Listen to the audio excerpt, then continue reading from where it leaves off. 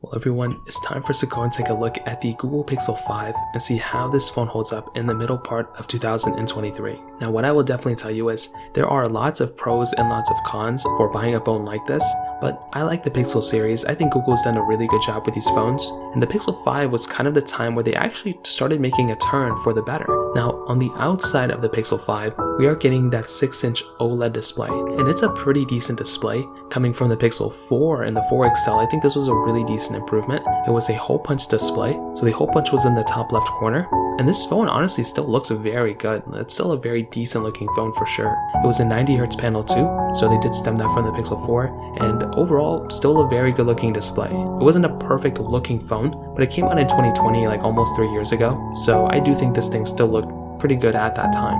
Now we were getting USB Type-C on the bottom, which was always really nice, and on the back we were getting this kind of like aluminum back. I didn't really like the feeling of this phone in my opinion. I feel like they should have put glass on the back, or even done like that plastic hybrid that they did on like the Galaxy or the Google Pixel 6 7a and the Pixel 6a, but I understand at this time they had to do what they had to do, but that was just one thing that kind of stood out to me when I actually was using this phone at that time. We were getting that dual camera setup on the back, we were getting things like wireless charging on this phone too, and we were actually getting reverse wired charging, which was very surprising on this phone too, and that was it. It was a very good, decent phone, IP certification as well. It wasn't a flagship, but it really wasn't competing with the flagship at the time either, so it wasn't that big of a deal in my opinion. Now in terms of the camera, we were getting that wide and that ultra wide lens. So we were getting 1080p at 30 on the front, and we were getting 4K at 60 on the back. And this type of camera, like I mentioned before, it was a very decent camera sensor. You were able to go ahead and take photos and videos and those types of things, which was honestly very nice.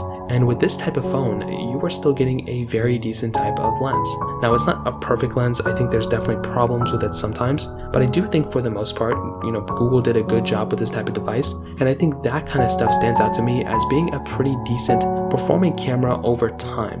So again, just one of those things to keep in mind in the back of your head, and it was something that I personally did like when I actually owned a phone like this at that moment. So that kind of covers it up there. Software wise, this phone is going to be lasting for quite a bit of time as well, so it's going to be pretty much being supported today, or it's going to be it's still going to be getting kind of software support, but I think Android 14 may end up being the last version of Android that it gets. The Pixel 4 has just ended up getting drop support, so I'm pretty sure the Pixel 7a, the Pixel 6, Pixel 5, so on and so forth, the Pixel 5 is probably going to be the last one supported right now. So it is one of those other things to keep in mind, and it's just one of those things to kind of keep in mind in the back of your head as of this moment. So that kind of covers it up there. Now on the performance side, this thing had that Qualcomm Snapdragon 765G chipset inside with 8GB of RAM, and with this type of device, like I mentioned before, very decent performing device. I mean, this is a very, very good performing phone, and that was something that I actually did like in this specific situation.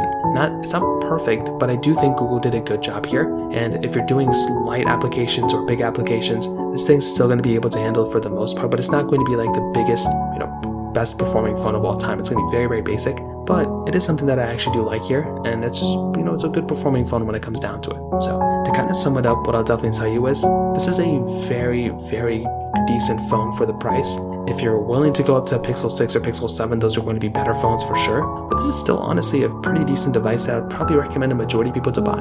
So that pretty much covers it up here. If you have any other thoughts or questions, let me know in the comment section below. Hit the like button, that would mean so much, but definitely hit that subscribe button. More importantly than everything else, I love every single one of you guys. Hopefully I'll catch you guys in the next video. Peace out till then.